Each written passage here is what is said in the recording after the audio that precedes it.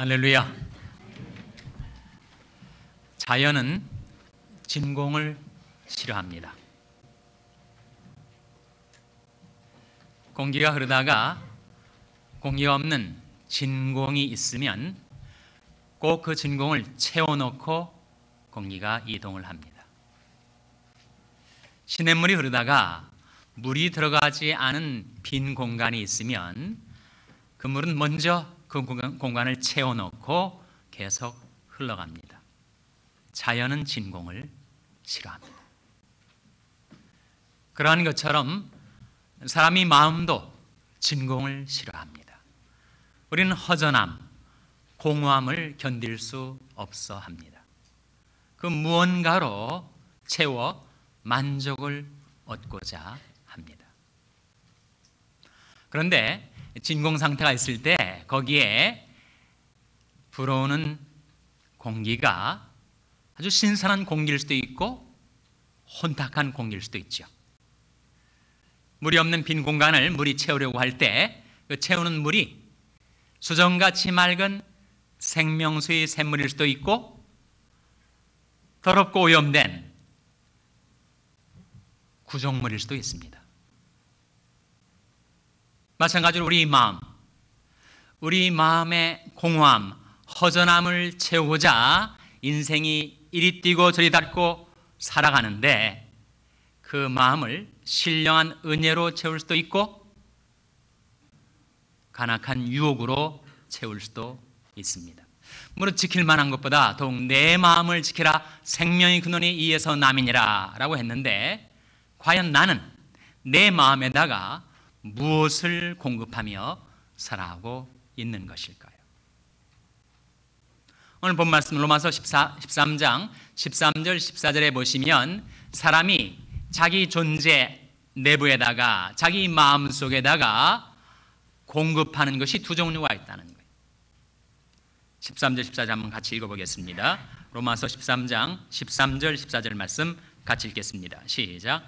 낮과 같이 단정히 행하고 방탕과 술 취하지 말며 음란과 호색하지 말며 쟁투와 시기하지 말고 오직 주 예수 그리스도로 옷 입고 정욕을 위하여 육신의 일을 도모하지 말라. 말씀 가운데 사람들이 자기 마음에다가 채워넣는 공급하는 것이 하나는 방탕과 술 취함, 음란과 호색함, 쟁투와 시기함 이런 것들을 공급한다는 거예요. 두 번째는 정반대로 자기 안에다가 주 예수 그리스도의 은혜를 공급하며 살아가는 사람들도 있다는 겁니다. 결국 내 삶의 성패는, 내 인생의 사활은 내 마음 안에다가, 내 존재 안에다가 무엇을 공급하며 살아가는가에 달려있다는 것이죠.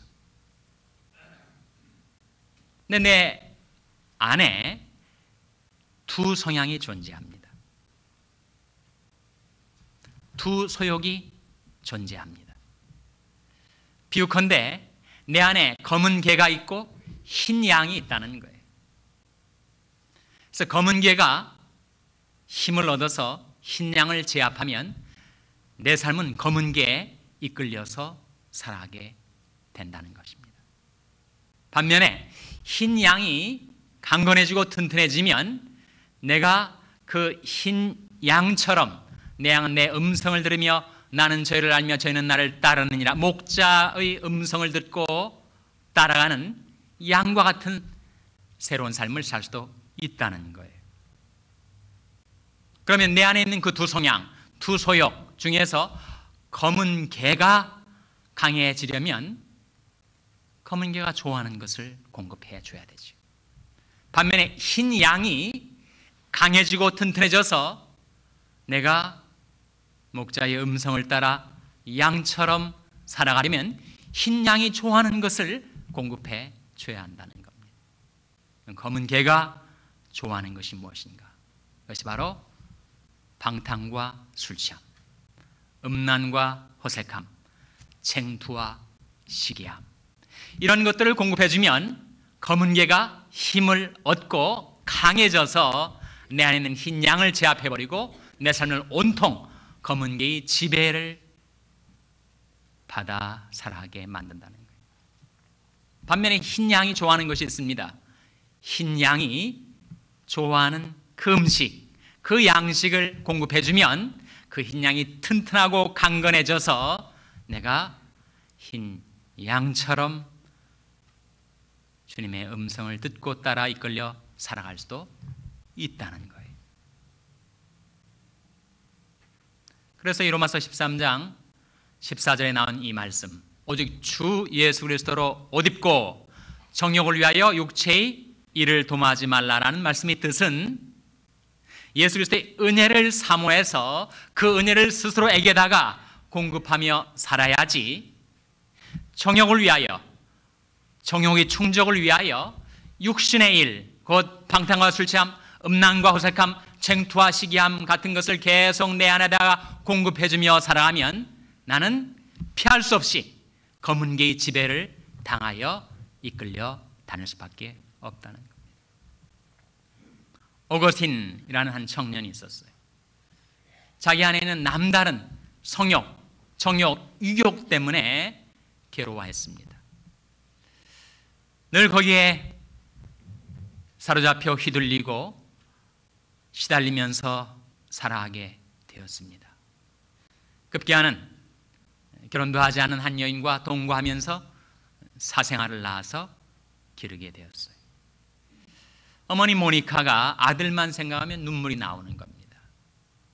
내 아들이 언제 이 방탕함, 이 성적인 방종에서 헤어나와서 이제 하나님의 은혜를 받고 새 삶을 살 수 있을 건가? 한 번은 교회에 나와서 그 교회 목사인 암브로스 감독한테 하소연을 했습니다. 제 아들이 이렇게 제 속을 썩이고 있어요. 눈물로 호소를 하니까 암브로스 감독이 어머니 모니카에 이렇게 대답을 하였습니다. 어머니, 눈물의 기도가 있는 자식은 결코 망하지 않습니다. 그 이후로 한 번은 이 어거스틴이 정원에 나와가지고 자기가 참 고민스러운 거예요. 한심스러운 겁니다. 이렇게 허망할 수가 있는가? 이래서는 안 되는 걸 알면서도 어찌할 수 없이 끌려다니는 자기 모습이 한탄스러운 거였습니다. 내가 도대체 언제까지 내 귀중한 인생과 세월을 이렇게 탕진하며 살 것인가? 근데 갑자기 정원 옆집에서 한 아기 울음소리가 들려오는 거예요. 이 울음소리가 톨레레게 그런 소리로 들려왔어요. 라틴어로 take up and read라는 그런 뜻의 말이었습니다. 집어들고 읽으라. 자, 위에 들려온 그 소리를 따라 옆에 있는 성경책을 집어들고 읽었더니 바로 그것이 로마서 13장 13절 14절의 말씀이었다는 거예요. 오직 나저와 같이 단정해야 하고 방탕과 술 취하지 말며 음란과 호색하지 말며 쟁투와 시기하지 말고 오직 주 예수 그리스도로 옷 입고 정욕을 위하여 육신의 일을 도모하지 말라. 이 오거스틴의 삶에 적중하는 하나님의 말씀이 그에게 보내진 것이었습니다. 제가 그 말씀에 붙잡혀서 그 말씀에 의지해서 그가 정말 개과천선한 사람처럼 새 삶을 살게 되었고, 바로 그가 오늘날도 우리가 기억하고 있는 성 어거스틴이 될 수가 있었던 겁니다.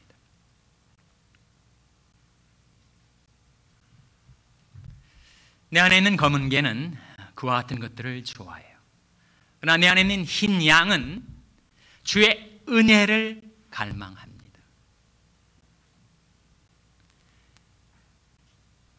내가 목자의 음성을 듣고 주님을 따르는 양처럼 살 수 있는 길은 내 안에다가 은혜를 계속해서 공급하며 사는 삶입니다.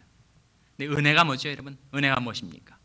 은혜는 아무런 받을 자격도 가치도 없는 자에게 부어지는 사랑과 기쁨과 축복이 바로 은혜입니다. 사람이 은혜를 받으면 그 마음이 굳세어지고 믿음이 강건해집니다. 히브리서 13장 9절 말씀에 마음은 은혜로서 굳게 함이 아름답고, 그런 말씀이 나와요. 마음은 무엇으로 굳게 된다고요? 은혜로서 굳게 됩니다. 우리 믿음은 무엇으로 강건해지는가? 디모데후서 2장 1절 말씀에 내 아들아, 그러므로 내가 그리스도 예수 안에 있는 은혜 속에서 강하고, 그런 말씀이 나와요.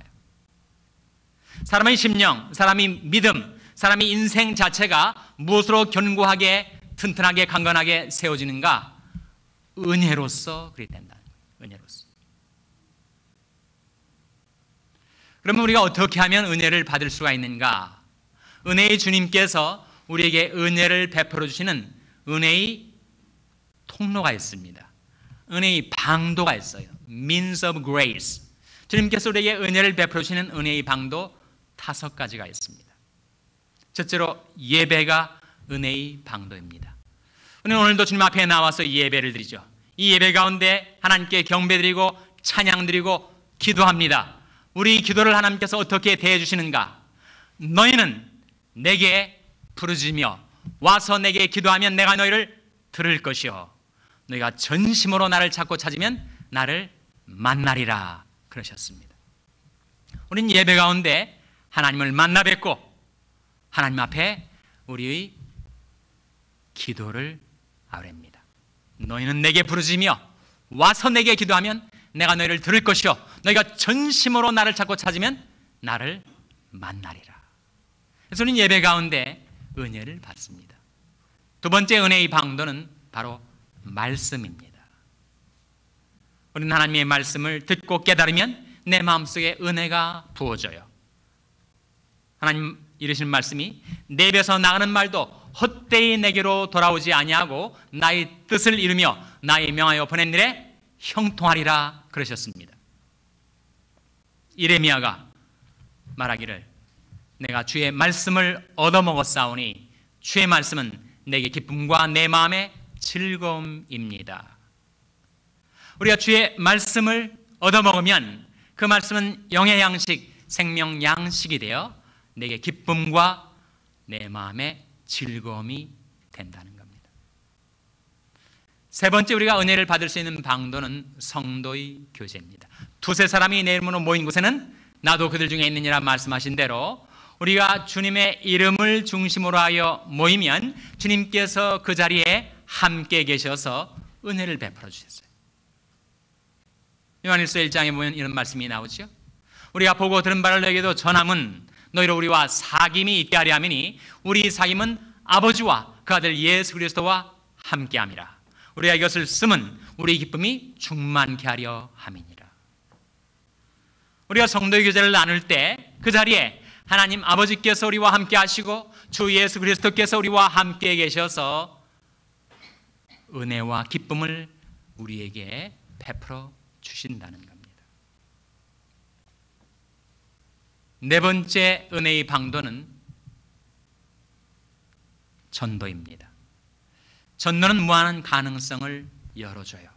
우린 전도하면 부담부터 먼저 느끼지만 내 작은 입으로 내 어눌한 혀를 주님을 의뢰함으로 담대하게 열어 예수 이름을 전하면 예수 믿으세요. 우리 가족, 혈육, 친지, 이웃들에게 예수의 구원의 복음을 전하면 그 전도가 성공할 때도 있고 실패할 때가 있어요.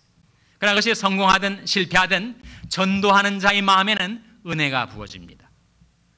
하나님께서는 온 세상을 두루 감찰하셔서 지금도 예수의 이름을 구원의 복음을 전하며 살려하는 일을 돌아보시고 그의 삶을 무한한 가능성으로 열어주시고 인도해 주십니다. 전도가 은혜의 방도예요. 다섯 번째는 봉사가 은혜 받는 길입니다. 여러분, 자기 시간, 자기 물질, 자기 힘을 들여서 남을 위해서 사심없이 봉사하는 자에게는 세상 사람들이 알지 못하는 희열과 보람이 그 마음에 깃들게 됩니다. 우리는 봉사를 통해서 은혜를 받습니다. 은혜의 방도, 민서부로의 5가지를 말씀을 드렸는데 어디서 좀 많이 들어본 것 같지 않습니까? 예? 우리 샬롬 교회의 비전 5가지가 뭔지 혹시 기억나십니까? 그것하고 은혜의 방도하고 좀 비스듬한 것 같지 않아요? 어느 80대 할머니가 소학교 동창회를 갔어요. 그래서 다 서로 반가 와서 하는 말이, 너 소학교 때하고 하나도 안 변했다. 서로 흰머리 소녀들이 서로 반갑게 인사를 하고 있었어요. 헤어질 때가 돼서 이 80대 넘은 할머니가 이렇게 얘기를 했다는 거예요. 야, 우리가 헤어지기 전에 우리 교가를 좀 한번 부르고 헤어지자. 그랬더니 다 눈이 휘둥그레져 가지고, 너 아직까지 소학교 교가를 기억하니? 기억한다는 거예요. 한번 불러보라고 했어요. 그랬더니 할머니가 동해물과 백두산이를 부른 겁니다. 근데 다 사람들이 막 놀라는 거예요. 야, 쟤는 소학교 때도 공부를 잘하더니 70년이 지났는데 아직도 교가를 저렇게 기억을 하고 있다고 다 놀란 거예요. 칭찬이 자자한 거예요. 할머니가 막 의기양양해가지고 집에 돌아와가지고 자기 남편한테 자기 무용담처럼 얘기를 하는 거예요. 내가 소학교 동창회 가가지고 교가를 불렀더니 다 놀래더라고. 이렇게 나를 칭찬하더라고. 남편이 듣고, 당신 똑똑한 건 내가 아는데 소학교 교가까지 아직 기억하고 있단 말이야. 한번 불러보라고. 그때 할머니가 남편 앞에서 동해물과 백두산을 부른 거예요. 남편이 듣더니, 당신네 학교 교가하고 우리 학교 교가하고 비스듬한 것 같다고. 샬롬 교회 비전하고 은혜의 방도 5가지하고 비스듬한 것 같습니까? 똑같습니다.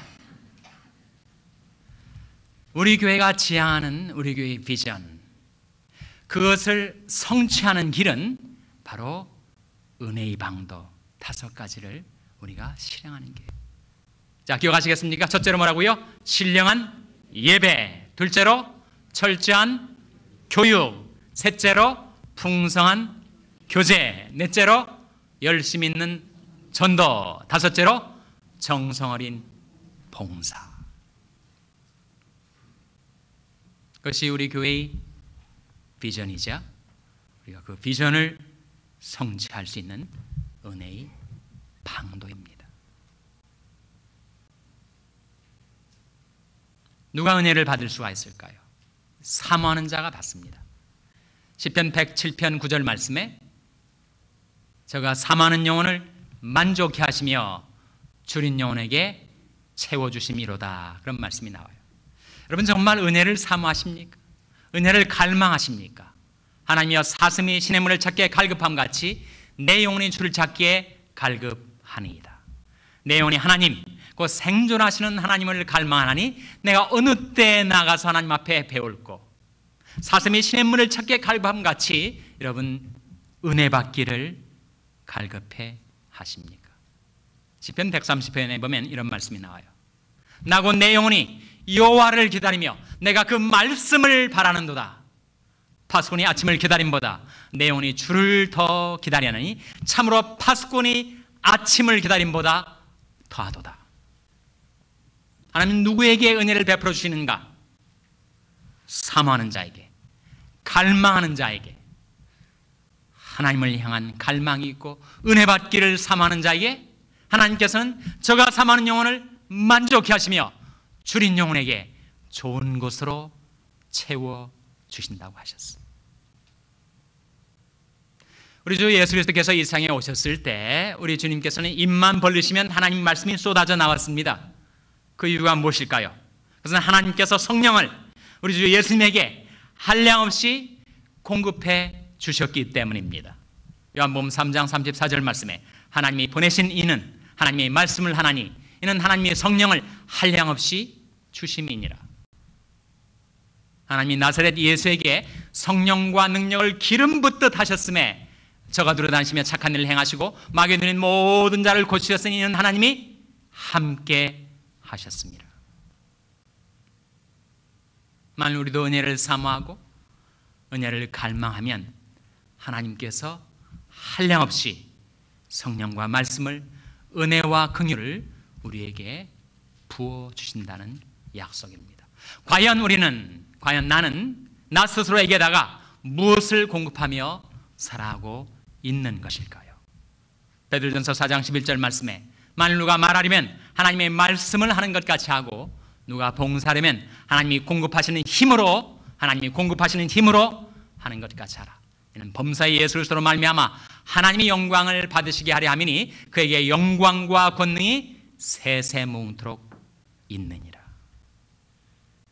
세상이 우리에게 공급해주는 구정물과 같은 방탕과 술취함, 음란과 호색함, 쟁투와 시기함 대신 주의 신령한 은혜를 사모하고 그것을 구하여 받아 자기 스스로에게다가 그 은혜를 부단히 공급하며 살아가시는 저와 여러분 되시기를 주님의 이름으로 축원합니다. 기도하시겠습니다. 아버지 하나님, 이 아침에 저희들을 불러주시고 들으신 하나님의 말씀의 빛 가운데 저희들이 저희들이 지나온 삶을 돌이켜봅니다. 저희들이 방탕과 술취함, 음란과 호색함, 쟁투와 시기함 속에 매여 살았던 지난 날들이 모든 죄악들을 자복하고 회개하고 돌이켜 하나님 앞에 나왔사오니 하나님 십자가의 보배 피로 저희들을 씻어 정케하여 주시옵고 이제는 오직 주님의 신령한 은혜, 거룩한 은혜, 성결한 은혜를 사모하고 갈망하여 주님께 은혜를 받아 스스로에게 그 은혜를 공급하는 가운데 강력하고 승리하는 삶을 살 수 있게 하여 주시옵소서. 예수님의 이름으로 기도하옵나이다. 아멘.